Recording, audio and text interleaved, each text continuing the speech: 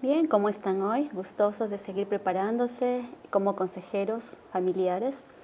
Muy bien, el tema para hoy es técnicas, son las técnicas más básicas, indispensables que necesitamos manejar inicialmente dentro del proceso de consejería. Por supuesto que va a haber técnicas ya más complejas, ¿no?, que vamos a ir tratándolas, trabajándolas específicamente en los cursos posteriores, puesto que hay un curso específico de técnicas de consejería, pero vamos a ver hoy las técnicas básicas y algunos conceptos importantes dentro del proceso de aconsejar.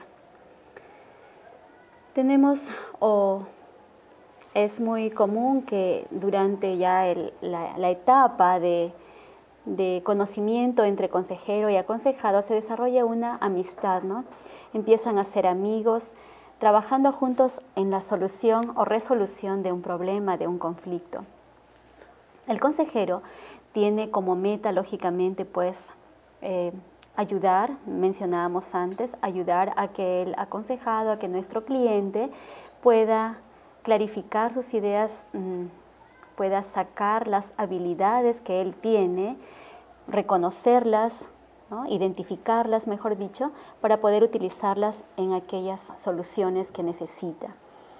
Entonces, se basa esta relación en una relación de ayuda, de cooperación mutua, tanto del consejero en su afán de poder ayudar al aconsejado y el aconsejado también en el afán de que su problema alcance una solución pronta.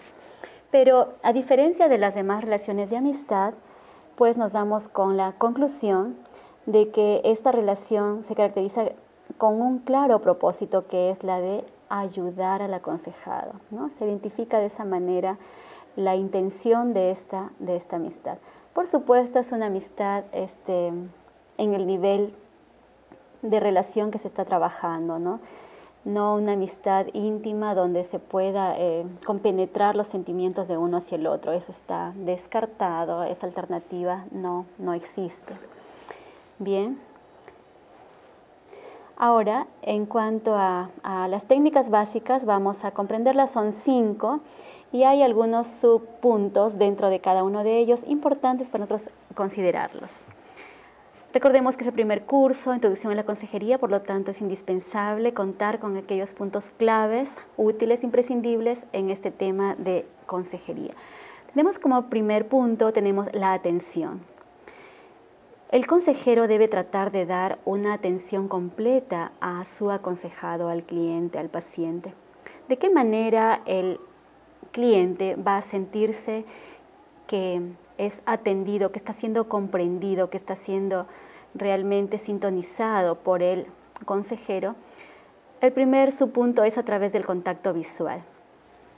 Y eso también los que son padres deben de desarrollarlo con sus niños, ¿no? Es muy diferente, tal vez como padres, el hecho de estar ocupados en otro asunto mientras que nuestro niño habla, ¿no? Estar mirando al vacío, hacia la ventana, o mirando a quien pasa por afuera mientras que escuchamos. Es lo mismo en consejería. Entonces debemos de mirar directamente al aconsejado como una manera de transmitir interés, de decirle, me importa lo que me estás diciendo. No solamente tiene que ver con la mirada atenta hacia el aconsejado, sino también con la postura, ¿no? Ustedes me están mirando y sería muy diferente, por ejemplo, que yo escuche al aconsejado de esta manera, ¿no? O simplemente así. Por más que nos parezca tedioso lo que él nos está mencionando, por más que nos aburra lo que nos está narrando, nosotros tenemos que separar, ¿no? Separar nuestra percepción personal aparte de nuestra preparación como consejeros. Vamos a imaginar que me está narrando sobre un caso de intento de abuso o de acoso.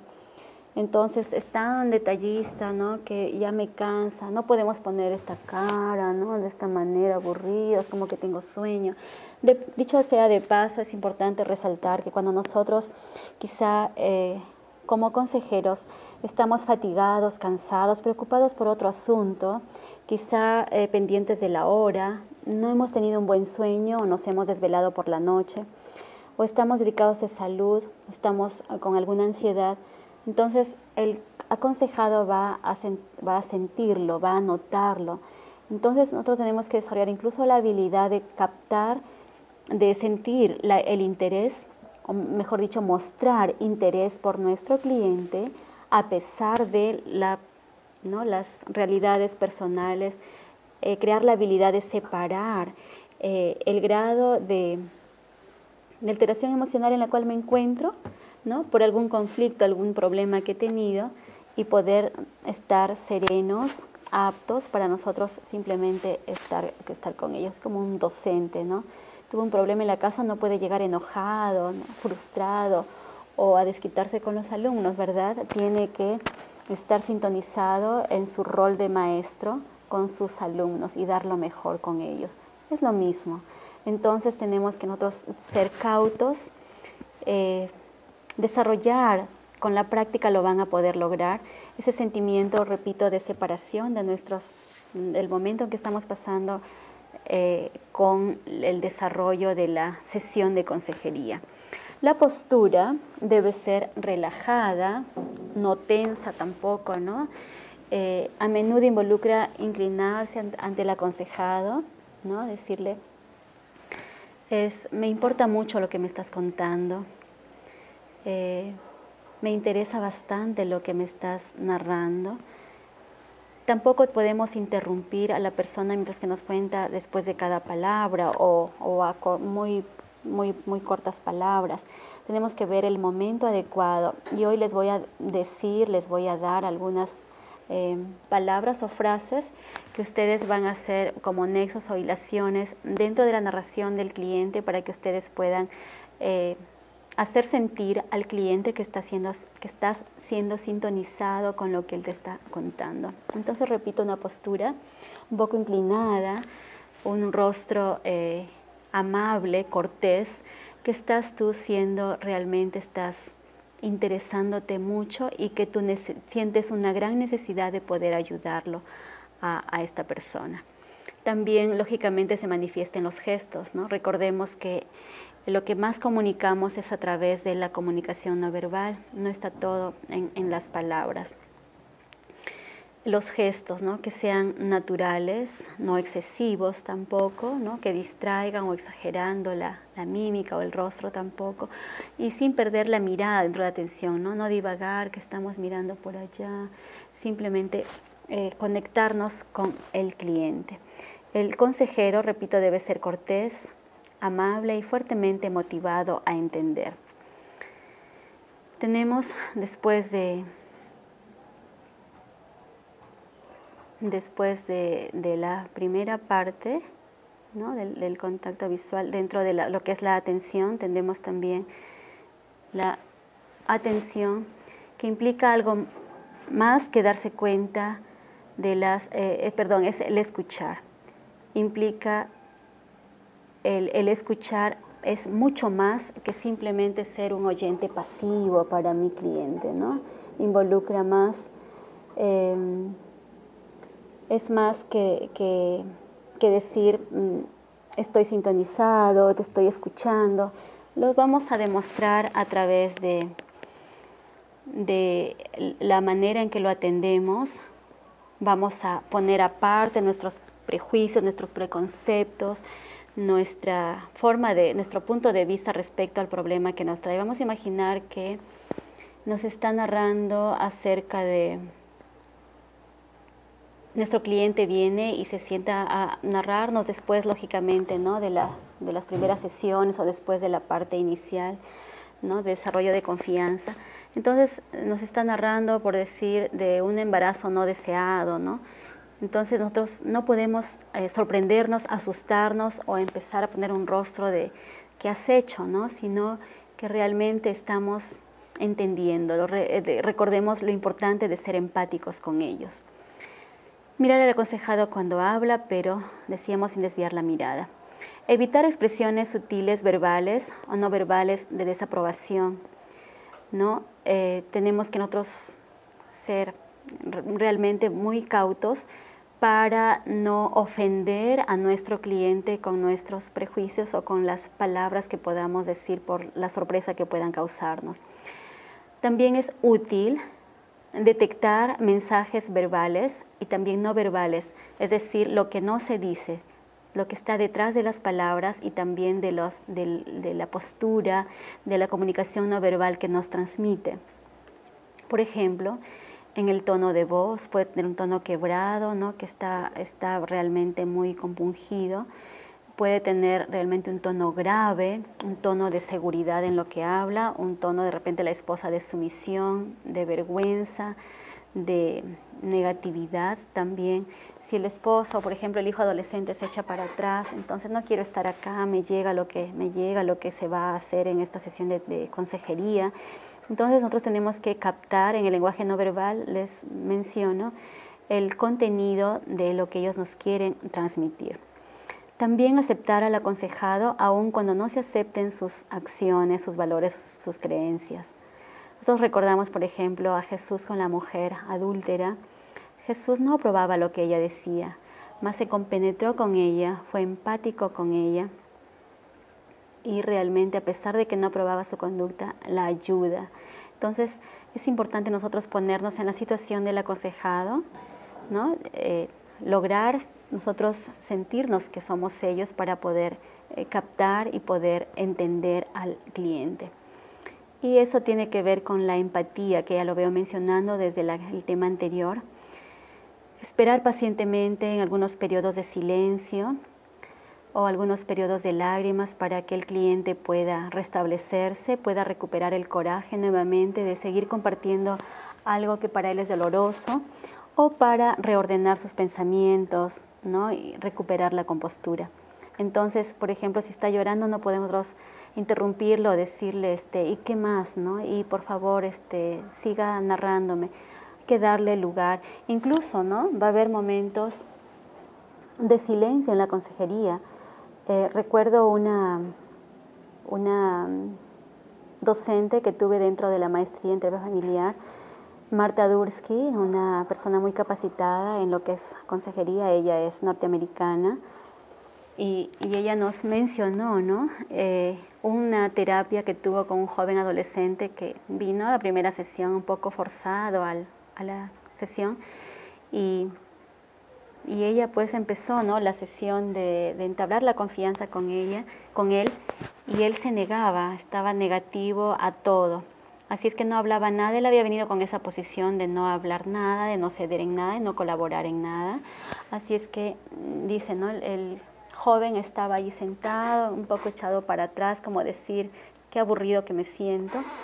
Y dice, ¿no? Ella también así esperando, porque ella le había intentado, ¿no? Hacer algunas preguntas, pero el joven no respondía. Entonces, pasaban los minutos, pasó media hora, y después de tanto tiempo el joven le dice, ¿no? A la terapeuta le dice, ¿no? Qué aburrido, ¿no? Y la doctora le respondió, Entonces siguió la media hora, se acabó la sesión. Bueno, los 45 minutos es el tiempo prudente dentro de una sesión de consejería o terapia. Entonces, dice, igual yo cobré mi tiempo, cobré mi terapia porque yo trabajé, ¿no? Simplemente él se negó, pero dice, la sesión siguiente él vino con otra disposición diferente. Entonces, va a haber momentos de necesidad, de ser necesario que un silencio dentro de la consejería, o guardar un espacio para dejarlo que llore, quizá un momento para lograr que él se concentre y pueda recordar lo que nos quiere narrar, lógicamente sin forzarlo a que nos pueda él contar aquello que no desea. Solamente podemos ayudarlo en el tercer punto, después de la atención y el escuchar, es el responder. Y continúo diciendo que la habilidad, por ejemplo, en hacer las preguntas es cuando logramos, parte de esta habilidad es cuando logramos que el cliente pueda responder con 2 oraciones la pregunta que le hemos lanzado. No podemos decir, por ejemplo, ¿te sientes feliz? Va a decir no o sí, ¿verdad?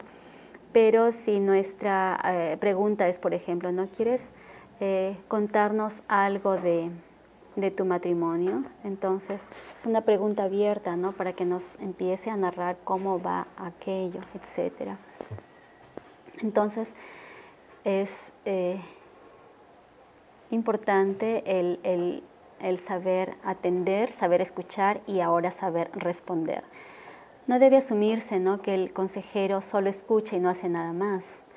Jesús, recordemos que era un buen escuchador, pero su ayuda también, lógicamente, se caracterizó y principalmente por la acción y respuestas verbales muy específicas. Tenemos acá algunas de ellas, como por ejemplo, dentro del responder está el dirigir la conversación hacia donde queremos llevar para de esa manera el cliente no se desvíe y que vaya ya por otros puntos que no vienen al caso dentro del objetivo de la consejería. Entonces podemos ayudarles diciendo, ¿y qué pasó luego? ¿Qué pasó después? Estamos entonces siendo sintonizados con ellos. Dígame, ¿qué quiere decir con esto? Etcétera. También reflejar, como por ejemplo es hacerle sentir al cliente que nosotros estamos con ellos y que estamos entendiendo cómo se sienten, ¿no? Es la actitud de reflejar. Por decir, usted debe sentirse muy frustrado, se debió sentir muy frustrado en ese momento, ¿no? Imagino que debe haber sido divertido lo que usted me está narrando. Entonces estamos reflejando los sentimientos que nos están contando hacia nosotros. También tenemos la habilidad específica ya de preguntar, ¿no? Por ejemplo, si decimos, ¿estás casado? Voy a decir sí o no. Pero si nosotros, por ejemplo, decimos, quisiera que me digas por qué quieres dar gracias a Dios en esta mañana, o cuáles son las cualidades que tú reconoces que tienes, entonces nos va el hablar, a colaborar, a decir muchos puntos importantes que nosotros necesitamos saber dentro de la consejería. También es informar, ¿no?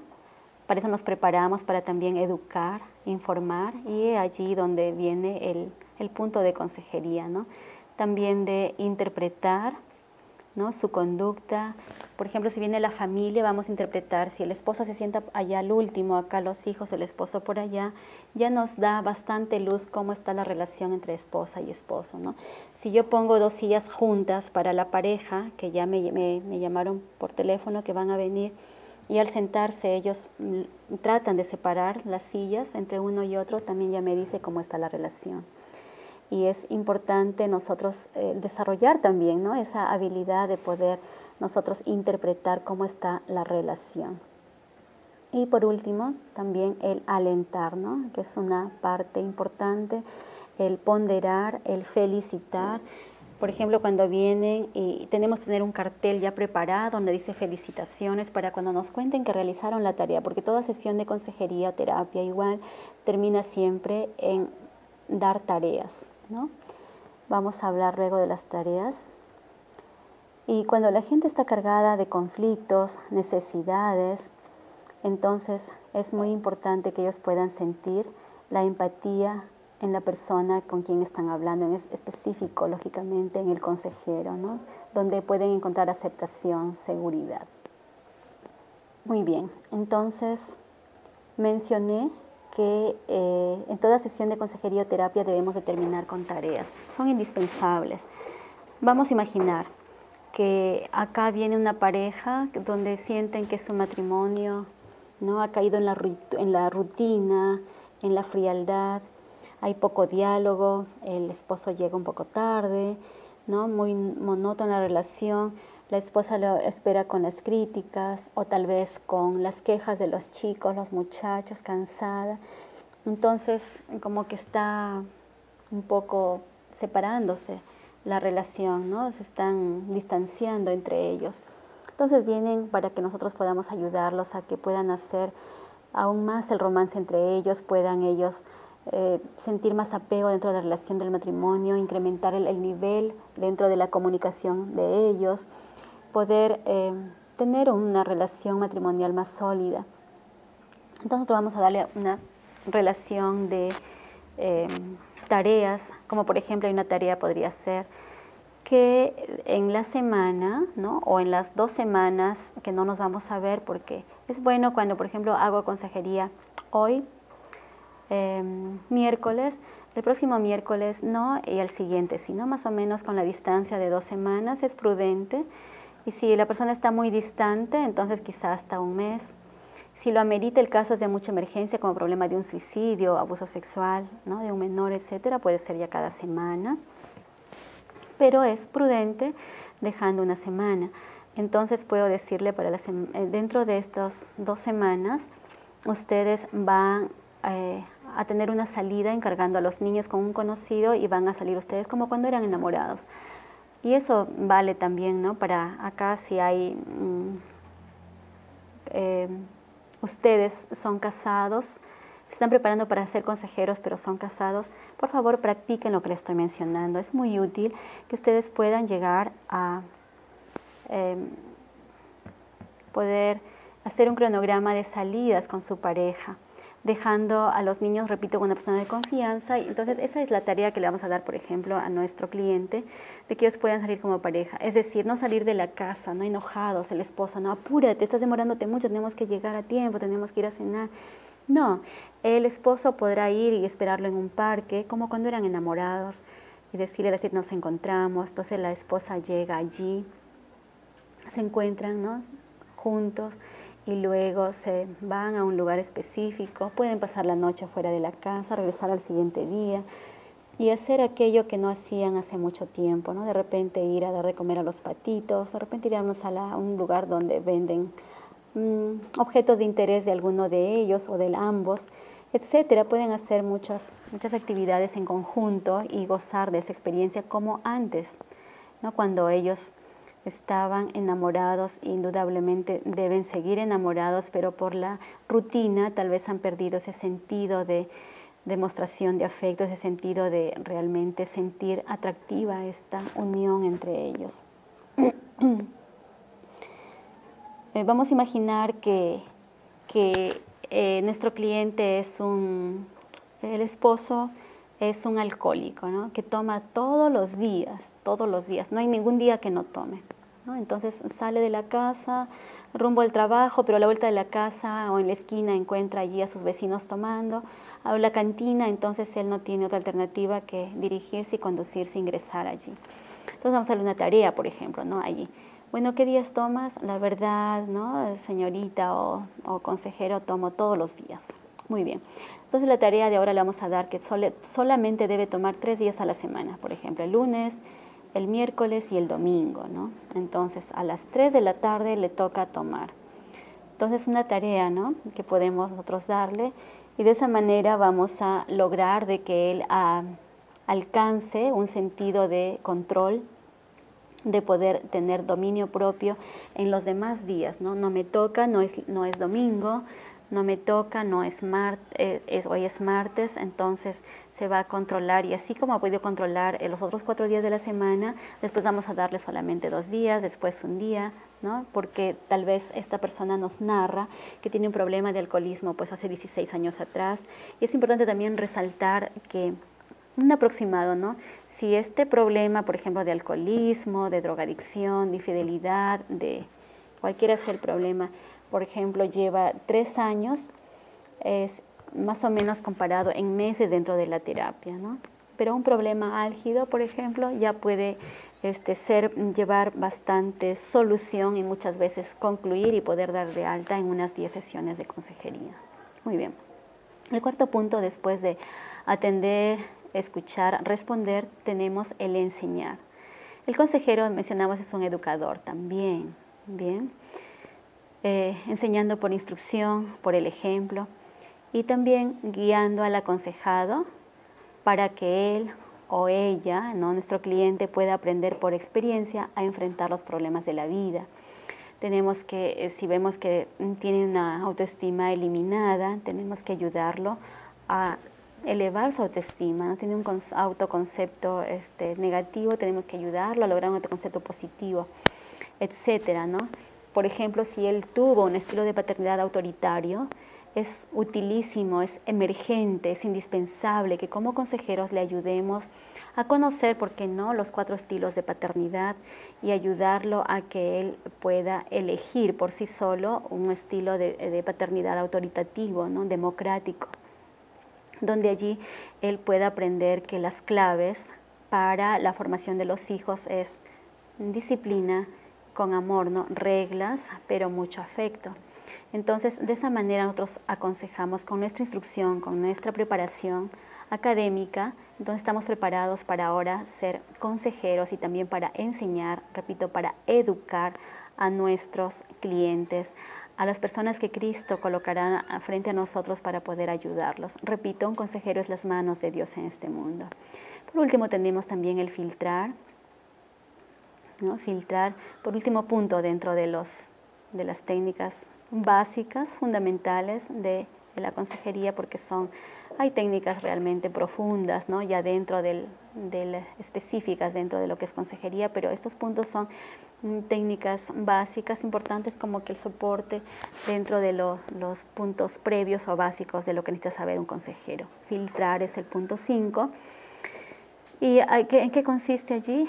En mentalmente examinar las palabras del aconsejado también, y también mencionamos un instante, tiene que ver con ello, con el lenguaje no verbal de él, para ver qué realmente me está pidiendo, qué realmente está necesitando. ¿Será que lo que me está narrando es el objetivo que él trae para la consejería? ¿Será que eso es lo que él necesita resolver? ¿O hay otros problemas además fuertes de los que me están comentando? Por ejemplo, filtrar. Vamos a imaginar acá que llega una esposa y nos dice: mi esposo cree que le estoy siendo infiel. Entonces, debido a eso, él está muy agresivo, muy duro conmigo. Yo quiero que él mejore, ¿no?, el trato para conmigo, etcétera, porque yo me siento muy mal, empieza a llorar, nuestros hijos se han dado cuenta, entonces nuestro hogar está al punto, ¿no?, de sucumbir. Entonces, él nos dice: mi esposo cree que le estoy engañando, que le estoy siendo infiel, mi esposo se imagina. Pero puede que el punto mayor sea de que realmente ella esté cometiendo adulterio, que realmente ella esté en problemas de infidelidad. ¿Y por qué realmente lo hace? ¿Qué conflictos personales o matrimoniales lo han llevado a caer en ese precipicio de la deslealtad? Entonces habría que nosotros ahondar a través de, ¿no?, cómo nos mira, si está agachada cuando nos habla, si se pone tensa o nerviosa cuando nos comparte, ¿no?, aquello que nos está diciendo. Entonces, un poco examinar, ir más allá de lo que nos está diciendo, y con alguna habilidad: ¿nos quieres contar algo más de lo que ya me dijiste? ¿Será que lo que tu esposo piensa son solamente producto de su imaginación o de alguna mala intención de alguien? ¿No? ¿Qué me puedes aclarar respecto a ello? Entonces la persona podemos ayudarlo a que ella se abra más hacia nosotros y que pueda ser más transparente en lo que realmente le está causando la mayor ansiedad, ¿no? Muy bien. Hay algunos pasos también importantes en el proceso de aconsejar. Hay 5 pasos también. Como por ejemplo, el primero, crear una relación entre el que ayuda y es ayudado, una relación, ¿no?, de confianza, una relación positiva, ¿no?, de ayuda, de cooperación mutua para resolver el conflicto que trae el cliente.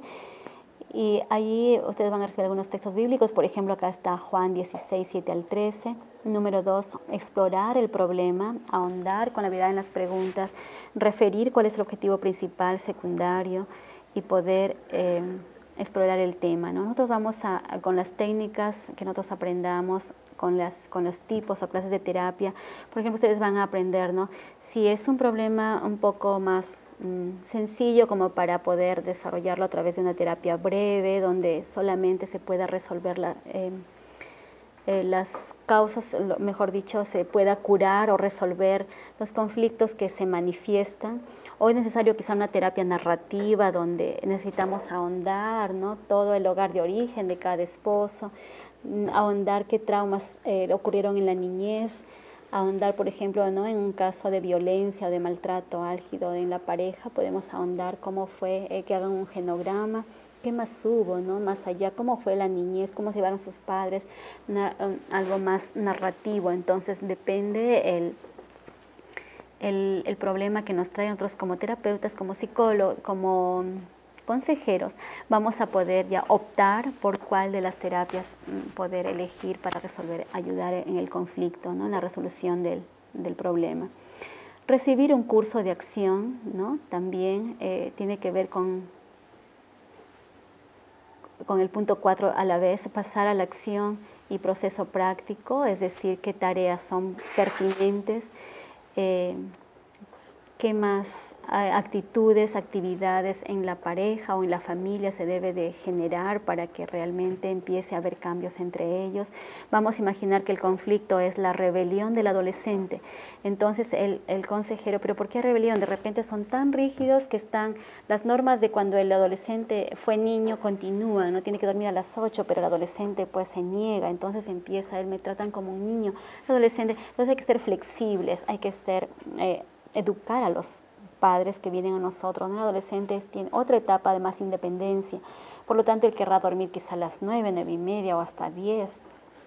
Entonces la flexibilidad, algunos cambios dentro del sistema familiar, romper la homeostasis, ¿no? Se llama homeostasis al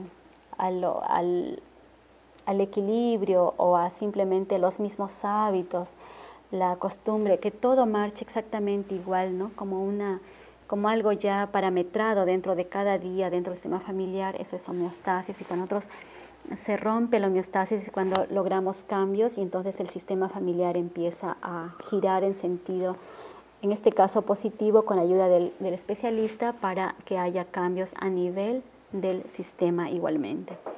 Y por último, terminar la relación de consejería alentando al cliente a que aplique lo aprendido y emprende el camino por su propia cuenta, es decir, para que él pueda notar que tiene la habilidad de poder buscar la llave para cada problema, para cada conflicto, y realmente poder educarlo en ese sentido, mencioné antes también, de tal manera que no nos busque en cada situación compleja o perpleja, sino más bien él podamos ayudarlo a adquirir estas habilidades, y en cualquier otro momento, sin necesidad de estar sujeto a nosotros, él pueda mejorar su situación. La empatía, ya lo hemos tratado, es ver la situación a través de sus ojos, a través de los sentimientos, a través de los sentidos de la otra persona. Y quiero hablar un poco en esta clase de algunos puntos importantes también, como por ejemplo la teoría boweniana de los sistemas. Bowen nos habla acerca de la diferenciación del yo, y este punto es un concepto importante. Lo que no terminemos hoy vamos a continuar en la clase siguiente, pero es indispensable que nosotros aprendamos a comprender qué es diferenciación del yo. La persona que tiene un yo diferenciado es un ser pensante en medio de una multitud.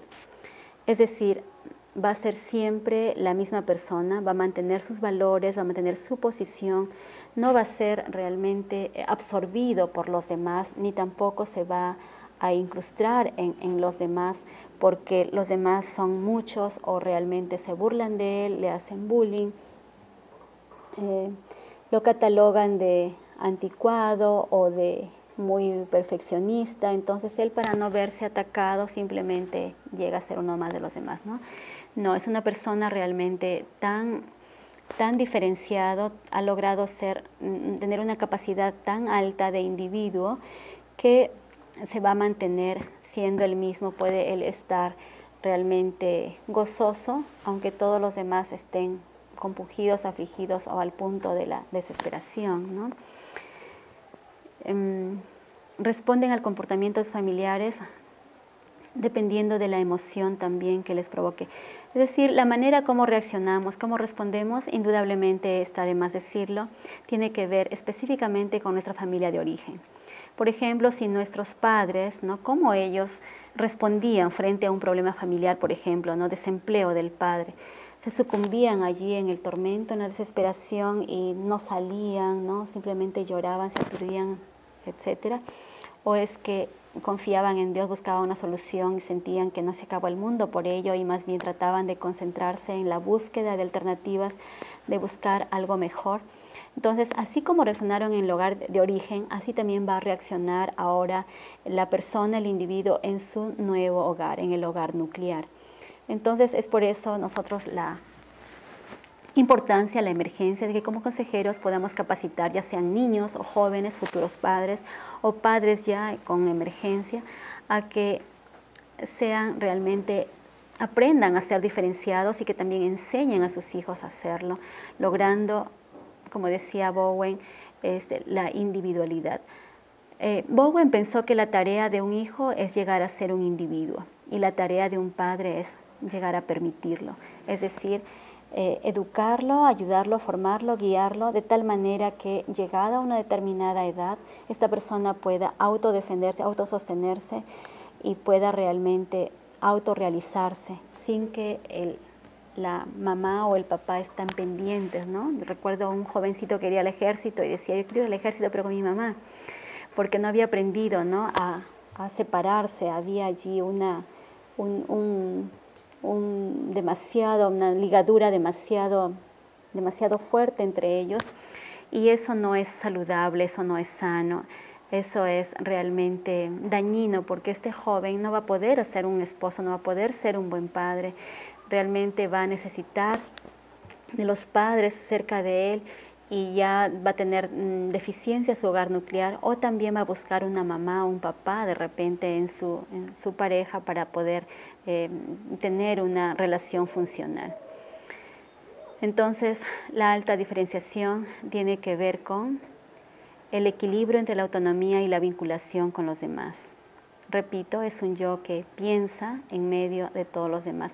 Mientras que una persona bajamente diferenciada es una persona pobremente diferenciada. Es un ser que se siente abrumado por otros, ¿no? Vive pensando en lo que los demás dicen de él, que él deja de ser lo que es para concentrarse en ser lo que los demás gustarían que sea, ¿no? O sea, no tiene personalidad propia, no se autodefine, es muy dependiente, muy evasivo de las demás personas.